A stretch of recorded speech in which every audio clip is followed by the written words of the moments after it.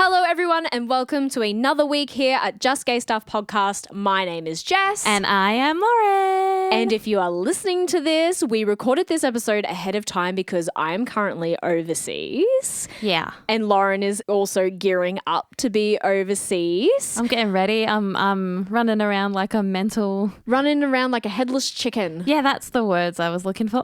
Feeling mental. Feeling mental, feeling excited. I've never been anywhere except for the one place we went together. New Zealand. Yeah, New Zealand. Good place to go. It was a good place to go. Now I'm going to Japan with my best friend. Lovely scenery everywhere. Yeah.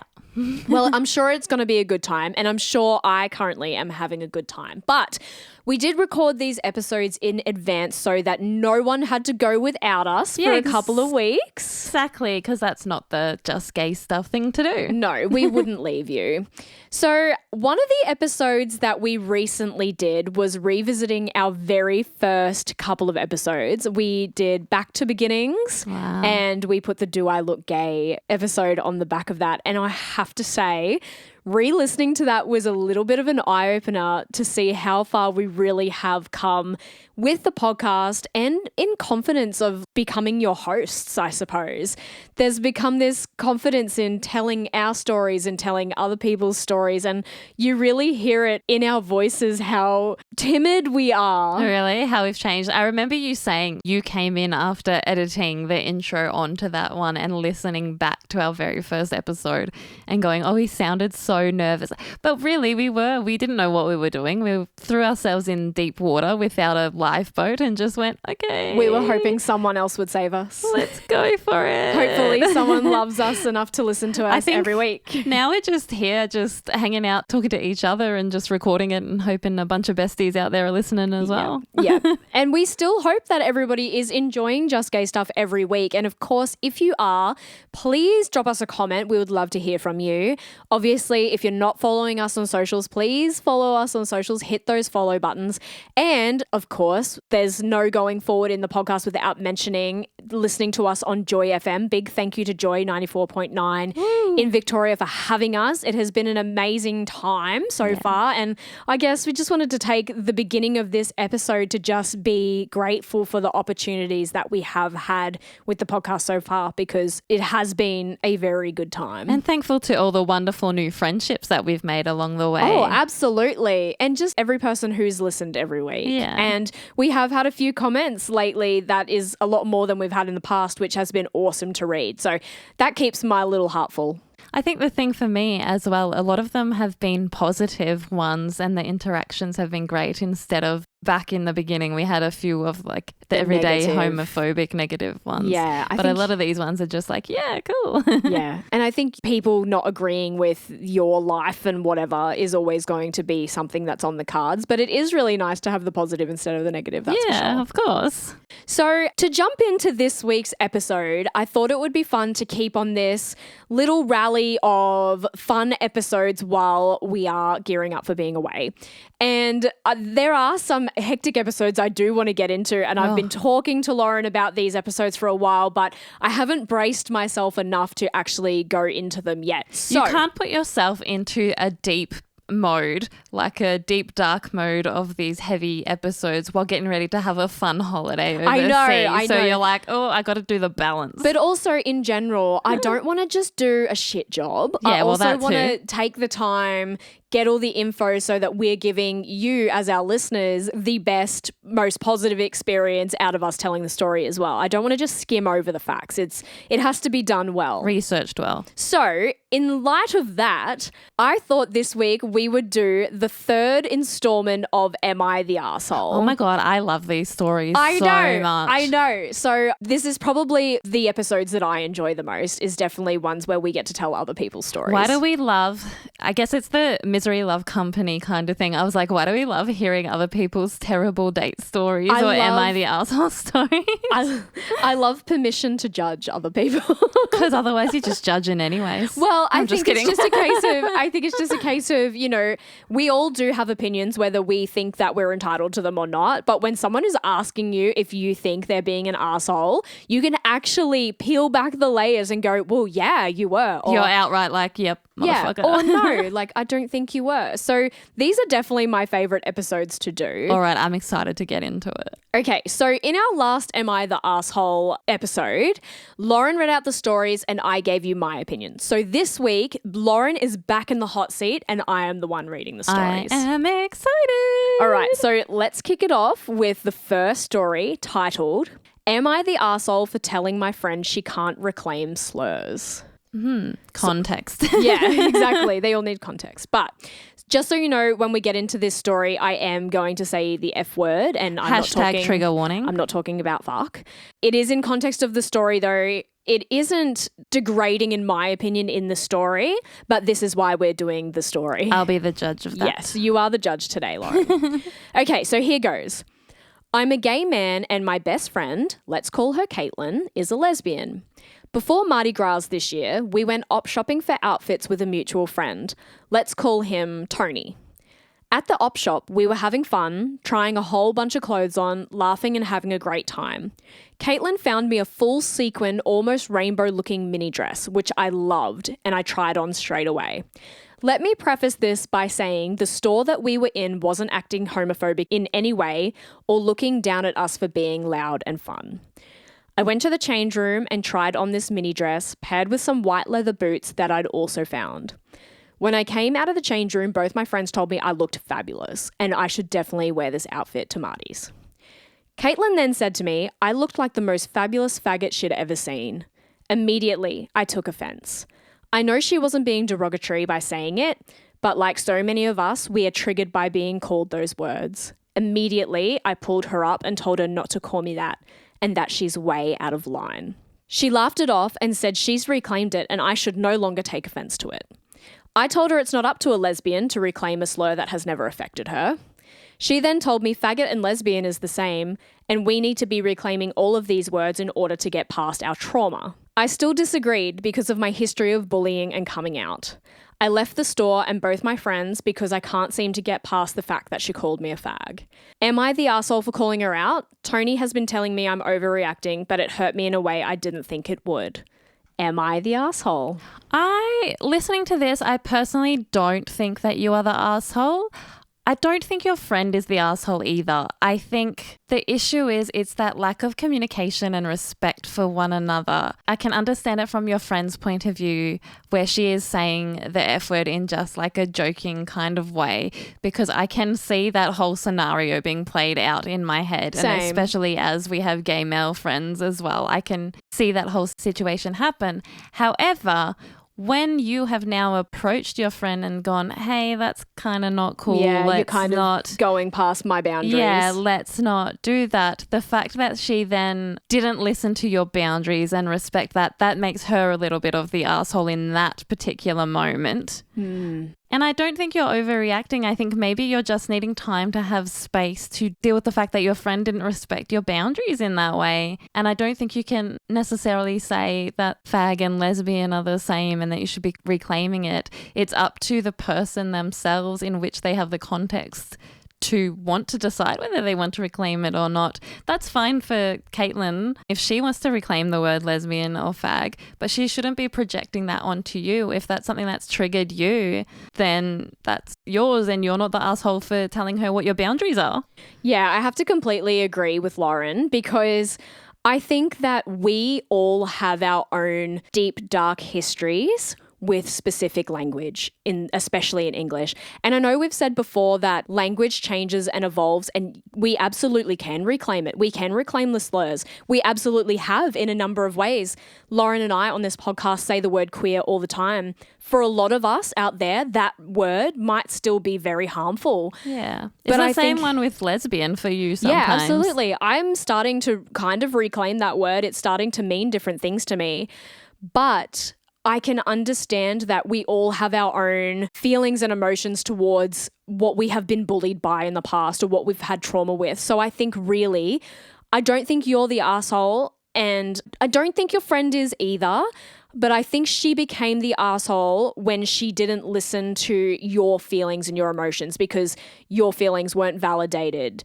I don't think, if you called her something that she didn't like and she told you, I don't think you would act the same. or I'd hope that you didn't act the same. I agree with what you said. I don't think either one of you was an asshole in the beginning. I think she only became the asshole once she didn't respect your clear boundaries and knowledge of the word fag and that you were triggered by that. Yeah. And some of us are out there reclaiming that word, absolutely, and that's our right. And others that are still hurt by these words, that's their right as well. And it's up to each of us to check with our friends, okay, what are your boundaries? Are we joking? Is that a joke or is it harmful? And I think that's where it really comes in. It's just listening to each other and making sure we do keep those safe spaces. Yeah, of course. All right, story number 2. Lay it on me. Am I the arsehole for using my position at my daughter's school to make sure she didn't share a room with her lesbian friend at school camp? How do you know they're a lesbian? Well, by the title, what do you think? Would you call her an arsehole? Without context. Without context, I would say yes. But I'm just like, how would you know someone is a lesbian? Well, we'll get into it. Because if you say it from the way they dress, I know many straight people who dress like a stereotypical lesbian is supposed to dress like, and they are not lesbians. Look, let me tell you, it's not about the way she dresses, but you are still going to roll your eyes. And I specifically put a pause in here because you're going to have something to say. I'm not ready. Okay, so this person says, I work in the office at my 15-year-old daughter's school and they are about to go on school camp. The way the camp is situated is that 4 girls can share 2 bunks per dorm. Does that make sense? Yeah, 2 girls can share 2 bunks per dorm. So there's 4 bunks. To a dorm. No, 4 people. To a dorm. 2 in each bunk. 2 in each bunk. Gotcha. Yeah. One of my daughter's best friends has recently come out as a lesbian. And I've tried to be a supportive mum to my daughter, but I don't want her friend's sexuality to influence my daughter's sexuality. I know you put that This pause. is the purposeful pause because you need to speak on this right now. My eyes just rolled. As soon as you read the last line, my eyes read and I was like, now I know why she put the pause there. I don't want my daughter's friend's sexuality to influence my daughter's sexuality. Why do people assume that other people's sexuality influences someone else's sexuality? It's your own individual journey. We've grown up with straight. Yeah. We've grown up with so many straight people. We've grown up with straight people. We've grown up with straight representation. Coverage, straight representation in mainstream media. And yet, here we are. Being queer and doing a gay podcast. Your sexuality doesn't come from an influence of someone else's sexuality. Or maybe now we'll be like sexual influencers. Woo! That's... yeah. Okay, so when it came to the girls choosing their dorm mates and bunk mates, they got to choose their friends in their class based on a ranking system of who they'd most likely want to share with and a few other choices in case their first choice didn't work out. Did you ever do those at school? So like you could pick a friend that would be your first choice, but if you can't get that friend, then name a few other people. No, because I didn't have friends. Oh, that's really sad. We've got friends now. The only friend I had was my best friend, Katrina. So I only really picked her. Yeah, but so in this scenario, you would have had to pick her and then a few other people in case that you didn't get her. Yeah, no, I didn't do that. Okay. So in my daughter's listed friends, she picked her lesbian friend as the friend to share her bunk. The top rated friend. Yes. Gotcha. Before the dorm lists went out for camp, I changed my daughter's preference so that she purposely wouldn't share with her friend. I'm not scared that she'll turn my daughter into a lesbian. Yes, you are. I just don't want her to be a part of any sexual activity she might not be ready for, and especially in a school environment. What the fuck does she think is happening on this camp? Is this ridiculous? I'm not being homophobic. Yes, you are. I'm just trying to protect my daughter from anything before she's ready or being influenced. My daughter is currently devastated she's not sharing with her friend. Am I the arsehole? Where's my asshole flag? Okay. I don't have an asshole flag. Let's unpack this, Lauren. Let's unpack it. There's a lot. Yeah, there is a lot. So, first of all, yes, you are the asshole. Second of all, are you having conversations with your daughter about what her sexuality preferences are? Because you can't just assume. Third of all, this lesbian probably isn't even interested in your daughter in any way, even if shape, she was, or form. It's none of your business right now. It's none of your business. Oh, I can't believe it's parents like this that go, I don't want them to influence my child. I'm not homophobic. I just don't want this. It's not about you. Yeah. It's not about you. It's not about what you want. Your daughter, knowing that her friend is a lesbian, still chose her to be her bunkmate. Also, this is a best friend situation that I can see. They're clearly like really good mates, and whether that develops in time to something more, that's their choice. That's on them. But you can't just assume something. That's what it is. Everything is just an assumption. Also, if your daughter comes out to you later in life that she is gay, this friend didn't turn her. She was already gay. So I'm just putting that out there because, yes, I have to bottom line this. Bold fucking writing. Asshole You light. are the asshole. Asshole light. You are the asshole. Parents need not meddle in their kids' lives where it's not needed. If your child is actually in a dire situation, then meddle. Also, that is a violation of her privacy and all the other girls within that list for you changing that I just keep thinking, position. I was in this exact position in grade 7 and we went on grade 7 camp. Yeah. And we had to choose our dorm mates. And luckily we had 6 people in a dorm and we were in a group of 5 and then we got someone else that was in there. But if that was me and I couldn't be with my best friend in a scenario where maybe I feel so uncomfortable because I'm staying overnight with other people that I don't usually stay in close quarters with, I would want that support of my best friend there. Exactly. And that's how I feel. Maybe this friend who is a lesbian, your daughter is the only safe person for her at the school, or vice versa. Exactly. So really, all you've done is made your daughter feel more unsafe. And so, just saying. she's gonna rebel against you. I'm also just saying. Just saying. All right, let's move on from that. are. Let's move on from that. I'm sure everyone who listened to that story thinks you're an asshole. Yep. So, all right, the next one. Am I the asshole for not including my trans sister in my wedding party? I already hate this title. Context, please. Context is, my future husband and I are getting married next year, and my sister, who is trans, is upset with me that she is not part of the wedding party. My fiance and I are very frugal people. We don't have a lot and we don't like to spend a lot of money. And so we had planned a very small wedding in the coming year that we are saving for. We made some plans and agreed that we would only have 2 bridesmaids and 2 groomsmen instead of what I guess traditionally would be 3. On my side of the wedding party, I've chosen to have my mum be my maid of honour and first bridesmaid, and my best friend since primary school be my second bridesmaid. My fiancé has chosen his brother and his sister to be in his side of the wedding party. My sister, looking at this configuration, is thinking that it should have been family on both sides because of what my fiancé chose to do. And she told me that the reason I'm not having my mum and her is because I'm being transphobic and don't approve of her. This is absolutely not the case at all. I have been more than supportive of her throughout all the stages of her coming out and her transition, but she just doesn't see that it's my choice and my wedding. So am I the arsehole or is she being unfair? I want to resolve because I don't want her to not come at all, and right now we aren't even speaking. I don't think you're the asshole here. Context changed your mind. It didn't fully change my mind. Look, I can understand from both points of view. I don't think you're the arsehole. Like you said, it's your wedding. It's your wedding party. It's not like your sister isn't invited to the wedding. Exactly. She's still a part of it. It's just the bridal party situation, which I can understand that. And the only 2 people that matters in that case is you and your fiance, because it is what you guys want.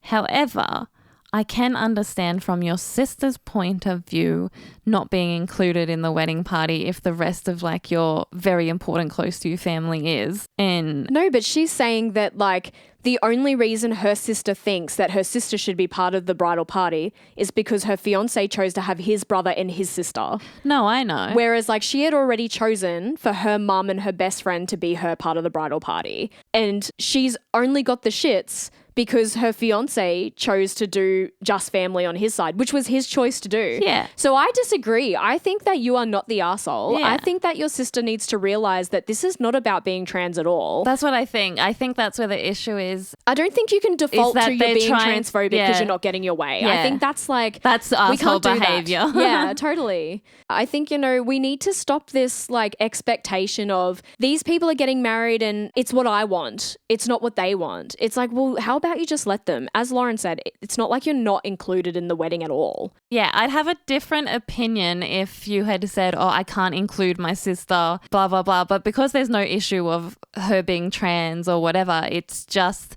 the issue of this is how I have decided to have my bridal party, then that's your choice. It's your wedding. I think the sister just wanted to be part of the bridal party, and now that she's not, she's got the shits. Yeah.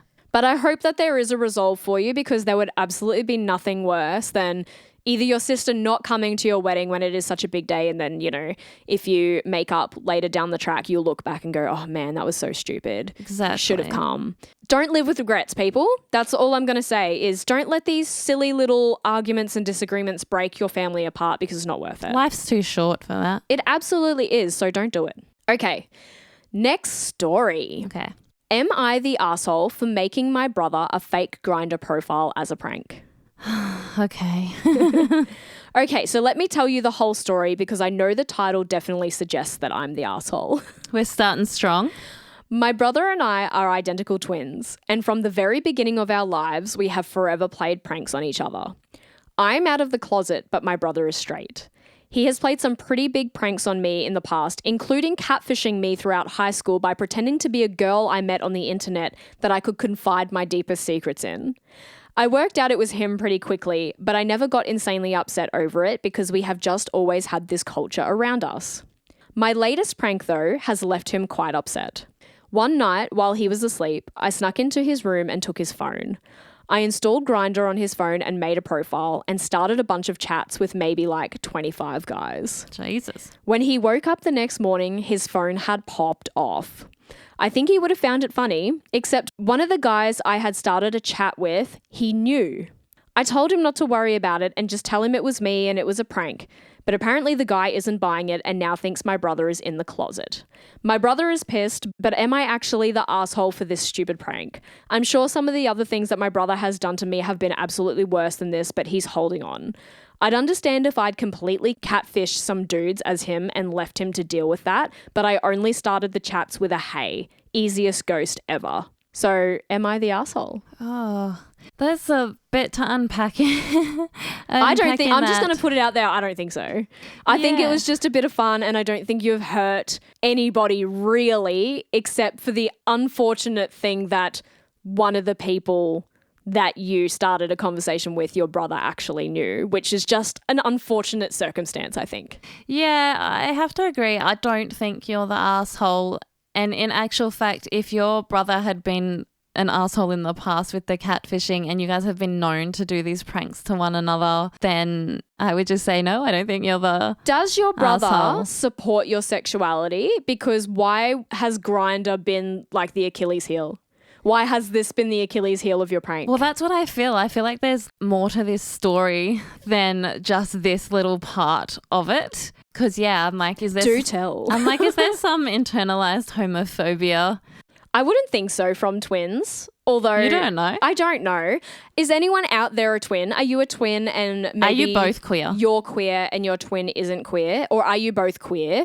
Or have you ever been in a circumstance where the world has been led to be known that twins are like roommates for life, man? Like nothing can come between them. Did you say roommates? Roommates, yeah. Oh my God, I wasn't prepared. Roommates for life. So is there anything that has actually come between you and your twin? Yeah, I want to know. Can something even do that? You know, there was that big thing about like the Veronicas having their big blow up, but I think that was all just for Publicity. Yeah, it was totally for publicity. I didn't even know they had a released, blow up. do you know what they did? They even released separate solo singles. Really? Yeah, and it was literally all a publicity stunt. And I have to say, it was very well done. Wow. Very well marketed. Good marketing strategy at its finest. It was. Back to this am I the asshole story. No, I don't think you're the asshole, because I think growing up with the culture, it's something you guys would have to expect. Like Jess said, I think the only unfortunate person who got hurt in the situation are the people who you started the conversations with. But then even if you did, I feel like how many times do you get ghosted after a hey anyway? Yeah, exactly. It's not like you've given your whole life story to these people and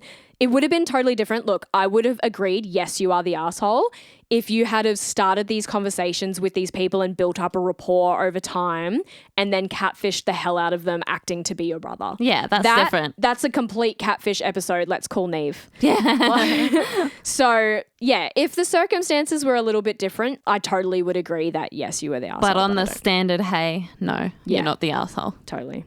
All right, next story.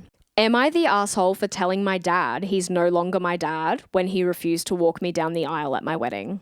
Sad. Context? Do you need the context or are you judging? I always need the context. Okay. So essentially, I have blown my whole family relationships apart. I'm in a lesbian relationship and have been for the past 6 years. My parents and my sister have always been supportive of my sexuality and I have had no inklings ever that there was a problem. Right. Last year, my sister married her now husband and my dad gave her away at her wedding. My girlfriend recently proposed to me and I was elated.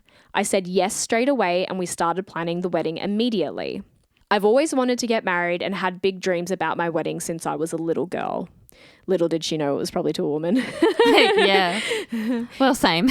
Yeah, because I'm like, even when I was a kid, I was like, I suppose I'll marry a man. That's what society wants me to do. That's what we're taught, right? Okay, so last night at a family dinner, I was so excited to ask my dad to walk me down the aisle, but to my surprise, he said no. I asked him why, since he had walked my sister down the aisle just a year ago. He said that was because it was a traditional wedding. He didn't think that I would want anything traditional at my wedding because my wedding isn't a traditional wedding. It was the most hurtful thing I'd heard since bullies at my high school called me a lessie when I came out at 16. I'm devastated.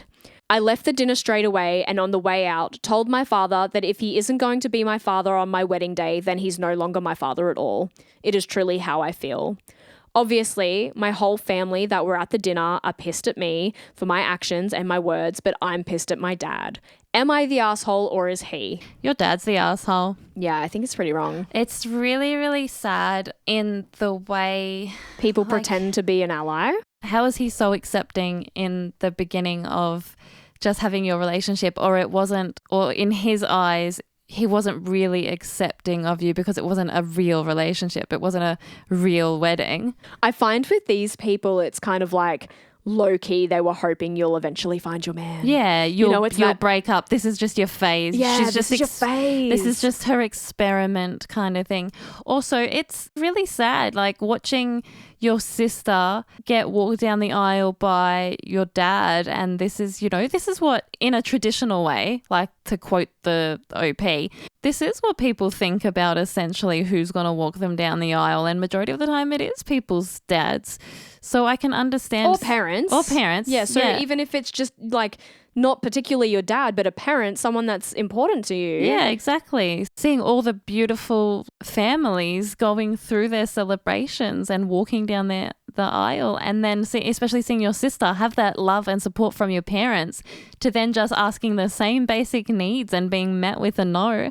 Of course, that's difficult. It's major rejection, hey? It is. It's rejection. I would act exactly the same way if that was the situation. So, no, your dad is the absolute asshole in this situation. I also want to throw the asshole card to your mum and your sister. Yeah, your family. Because they are also not seeing the problem here. You've said here that your family are pissed at you for the way you've spoken to your dad, but are they seeing why you spoke to him that way? Like, we always get judged on our reaction, which sometimes can be totally fair. But nobody sits down and assesses, well, why did this person lash out this way? Maybe it's because of something that was said. Maybe it's because of something that we did. And those are the things we need to be able to sit in a moment and be able to self-assess and go, why is this person treating me this way? Maybe I hurt them. Maybe I upset them. And unfortunately, I think in this scenario, your dad was hoping that this was a phase and you'll eventually find your man.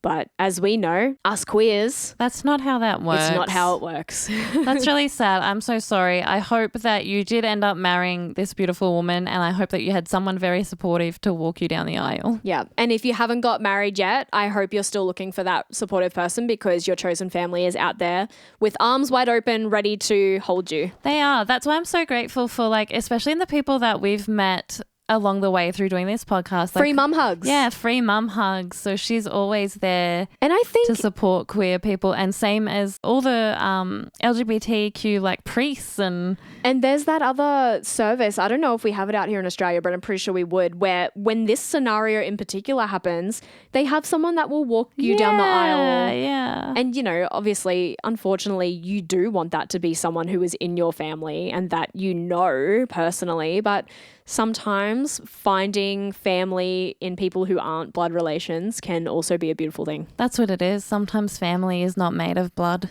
No. Sometimes the best people that treat you the best way are not your family. Yeah. Which is unfortunate. It is. It's sad. All right, so this one is the last story for this episode. Ooh, can't believe we're here already. This one is called, Am I the Asshole for Leaving My Long Distance Girlfriend the Same Day I Met Her? That title put my head in a spin. I thought you were almost about to pass out. I was. Am I the asshole for leaving my long distance girlfriend the same day I met her? Well, this one I definitely need the 100% the context for, because my brain's like, what? You need all of the story. Fuck. All right. This is a bit of a strange situation. Could also be classed as a worst first official date. Right. I started talking to a girl online, and over the years we became quite close but had never met. About a year into our friendship, I came out to her knowing she was already an out lesbian. She told me she was glad that I had finally come out. She knew that there was something about me and that she had always liked me as more than a friend. Such a typical lesbian. It is, isn't it? From there, all of our chats became flirty and more promiscuous, and eventually we started a long-distance relationship. Right. Well, just recently, it came to a time where we could meet. I had got a job and saved enough money to fly and meet her in her hometown. Typical lesbian. Mm-hmm. I had considered our relationship to be quite strong regardless of the distance. Maybe that's just the typical lesbian thought process, or I'm just young and naive. Bit of both. Or both. Gaby vibes. So my girlfriend picked me up from the airport, and it felt like magic but went downhill quickly. When we got back to her place, she hardly was paying me any attention. She was on her phone a lot and laughing and smiling at all these messages she seemed to be receiving. This was a wildly different scenario to what I thought it would be like being in the same space as someone I had longed to be next to for a very long time, and who I thought had longed to be next to me. Eventually, I asked if she could put the phone down and if we could spend some time together, considering I was only going to be here for a few days. She seemed to get pissed at my request and said I was being a bit controlling, but she was essentially ignoring my entire existence. After a couple of hours of ignorance, I ordered an Uber to take me to the closest hotel I found and decided I wasn't going to stay somewhere I was going to be ignored. She got super pissy at me and said that I'm not being very good girlfriend material if I'm getting the shits with her for texting her friends and calling me a giant red flag. I said it's not about that and I left. She's now not returning my messages. Was I the asshole for leaving, or was I overreacting? I don't think you're the asshole in this situation. Yeah. I don't think you're the asshole in this situation, but I also think that in past episodes, when we've done an episode talking about worst first dates and whatnot, you can often see sometimes chemistry is better via text or via phone than in person. I would be concerned, and I also would want to leave. No one wants to feel ignored or rejected. And especially, you know, you've become the vulnerable person. You're in a place that you've never been before. You're there with the person that you're supposed to make you the most comfortable. You've got no support system. You've got no support system, and they're ignoring you and texting you. In my mind of minds, I would go, she might say she's texting her friends, but what other girls is she flirting with? Literally the same thought I had. And whatnot the whole time. I'm like, so is she just a serial flirter? And then serial she's online dater. Yeah, serial online dater, and brought you there. And maybe that's what she is. And that's fine, but you are no way, shape or form the asshole in this situation. And honestly, if this was the first time you met her and it was the last time you met her, you did yourself a favor. Yeah, but I can totally understand how this person said, if you haven't seen someone and you haven't met them and you have this online chemistry and, you know, you would think that the first time you meet, it's going to be explosive and it's going to be full of fireworks. Yeah, love and fireworks and all these experiences you've been longing to have together. and instead you're sitting on a couch while she's texting someone else. That's really shitty. Also, her saying that calling you the red flag, a lot of people are projecting. So she's projecting her own self-worth and feelings onto you. She knows that obviously whatever she's doing is wrong, and she knows that ignoring you is wrong, but in the way that she's making the problem your problem and that you're the one causing the issues, that's her projection. Yeah. Yeah. That's a narcissistic tendency. So no, that you should run from. Run away. Run away. Run away with the red flag and don't go back. So what did you think of these scenarios? They were crazy. I liked them because, yes, there were a few deep asshole stories, but some of them we've read out, they've been like really chaotic or crazy ones. These ones were good because they're the very like day-to-day dating scenarios where you're like, oh yeah, you are kind of being a bit of an asshole right now. Yep. This is some real life stuff, everyone. Yeah, it is. Well, I have a little bit of a bonus thing. Ooh. We're going to end this episode with a little interview that Lauren and I did with our friend Mark, who you may know as the very fabulous Bob Downe. We saw him here for Comedy Fest over the course of the month of May. So we caught up with him for his show, 40 Ridiculous Years. And this is what he had to say about it. It's a good little snippet. We're going to end the episode on it. So we hope that you enjoyed this episode. And thank you, Mark. Thank you, Mark, for doing this little snippet with us. And until next week, I guess you better remember to stay gay, motherfuckers. All right, we're sitting here at Brisbane Powerhouse and we are joined by the Fresh Prince of Polyester himself, as named by himself, Mr. Bob Downe, ahead of his show at Brisbane Comedy Festival. And you're here with Jess and Lauren from Just Gay Stuff Podcast. How you going, Bob? Hello, girls. It's so lovely to meet you in person. It is wonderful. We did our chat last year, didn't we? We did. Around this time last year. And it's great to see that you're real and not bots. I know. Oh, I know. I thought you might have been Russian bots. Oh, no, we I could didn't say think the that same at all. I could be. Well, in fact, I love the new technology. People don't realise that here at the Powerhouse, I did my first show last night, and they don't realise I'm actually a hologram. I'm working from home. Oh, wow. Yeah, I'm like the ABBA show in London. Look at that technology. Well, I'm actually at a caravan park in Noosa. how lovely. incredible. ABBA are in the next caravan. In Noosa. Noosa. Now, we're here celebrating 40 ridiculous years of Bob. I can't believe it's 40. How ridiculous ridiculous. has it actually been? It's been ridiculous. Yeah. I've created I digitised a whole lot of 72 VHS tapes of television stuff that I've done over the years. And I went through to create a montage. So because it's not a greatest hits show. When you come to the show, it's a brand new show with 30 old great hits that I've never sung before. Wow. Because I thought, I don't want to do a greatest hits show. And so what I did was I put together a montage, a video montage. And so when you come into the theatre, you see all of these across the decades, me doing I Will Survive or Xanadu or whatever. Wow. And there are TV performances I have no recollection of doing. Wow. That's how much I've been, that's how long I've been doing it. And that is ridiculous. Isn't it ridiculous? It is. When you first brought Bob to the forefront, did you think 40 years later you'd still be getting bums on seats in the Powerhouse Theatre? I can't believe it. It's like, I thought, well, what did I think? I didn't, when you're young, you don't think of the future, and now it is the future, and all I can say is I just wish I had some super. Yeah. Get super, kids. Well, look. Life lessons from Bob. Yes. Get super. Well, look, the Powerhouse is a lot of seats and you're filling up this theatre. Yeah, the big theatre. You opened last night. Smashed it. How did that go? Yeah. It was amazing. Did 68 golden minutes. Wow. And then I found out I can do 75, so look out, Powerhouse. Oh, look. And the meet and greet, we're in the meet and greet area in the turbine platform, and the meet and greet went longer than the show.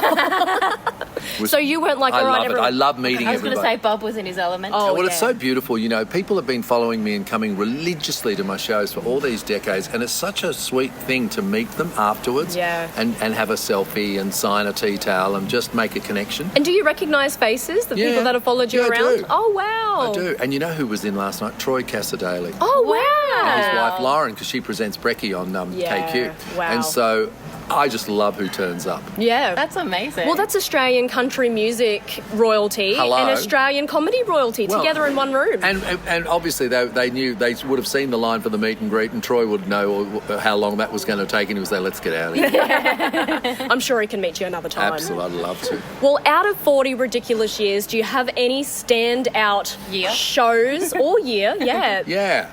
I reckon the standout shows would be when I did the headlined and led the midnight show at the 40th Mardi Gras party. Wow, yeah. That's cool. Yeah. And it was me and drag royalty behind me, and we did Just Can't Take My Eyes Off You at 12 o'clock in front of 10,000 people. Wow. In the Horden, which was pretty Horden exciting. Pavilion, The yeah. other exciting thing was doing the Royal Variety performance in front of the Queen Wow. in London That's in 1995. That was incredible. She spoke to me afterwards. So the Queen actually met the Queen of she Australian actually comedy? spoke to me. Wow. And she asked if she could see a valid work permit. And did you have one to show her? She was keep that lovely. under wraps. She was about the same age I am now, which is kind of spooky. She's beautiful. Yeah. Eyes, beautiful, sparkling blue eyes. And speaking of these... Sapphire blue. Oh, beautiful. Speaking of these songs that you're singing throughout your show. Yeah, do you- 80s bangers. Do you have a favourite? 80s Yeah, I bangers. reckon I do. I reckon, what is my favourite? I reckon Wake Me Up Before You Go Go. Oh, Oh, yeah. I love that song. And I do, well, you think it's going to be Tainted Love, but it turns out to be Happy Together. Oh, gorgeous. So there's a few musical tricks. Clever. And I've got my Nepo nephew in this show too, young Philip McCrevis. Oh, wow. Because you've got to pass the torch. You do. Yeah, excellent. So what's coming up after this for you now?